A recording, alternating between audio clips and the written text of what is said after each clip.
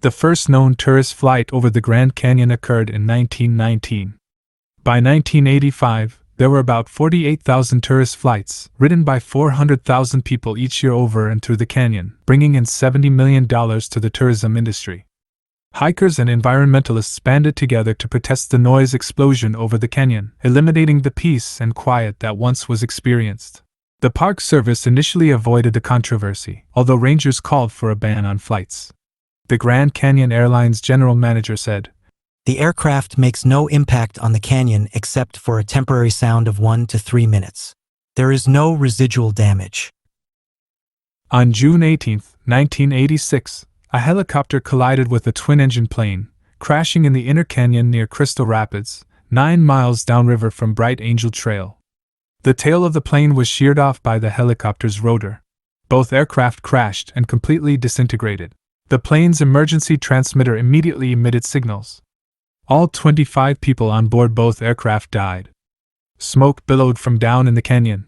A boatman on the river said, "I saw a flash in the sky, 2 bright lights and a puff of smoke that floated through the air."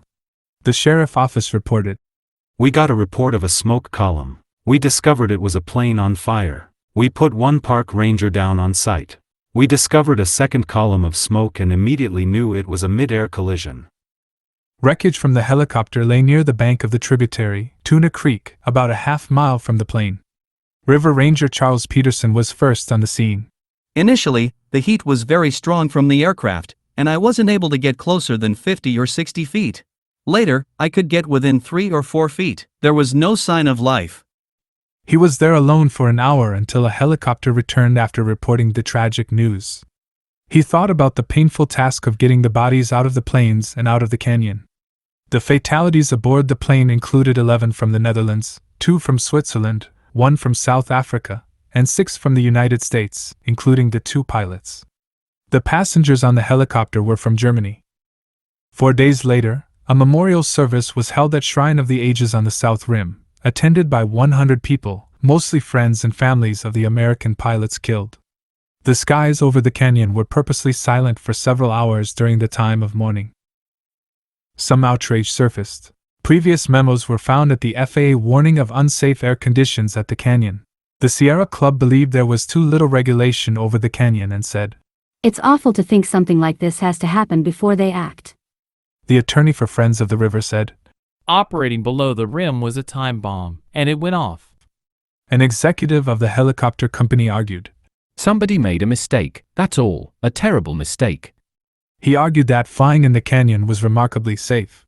Park Superintendent Richard Marks said, "You don't shut highways down when there's an accident." But he mentioned that during the previous 5 years there had been 10 air accidents involving 17 deaths. Grand Canyon Airlines suspended their tour flights for 2 days. Arguments about safety took place and proposals were discussed. The Interior Department proposed a partial ban of sightseeing flights over the canyon. The FAA was the authority that could impose a ban and considered new safety proposals. Congress got into the fray and passed legislation banning flights below the rim. At the end of 1987, the National Park Service proposed flight-free zones above 44% of the canyon.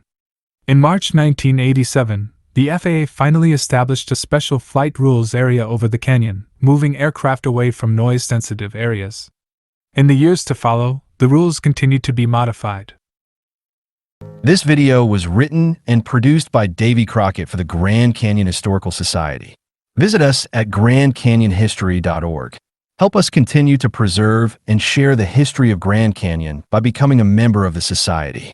Also, use the subscribe button below to receive more videos like this one.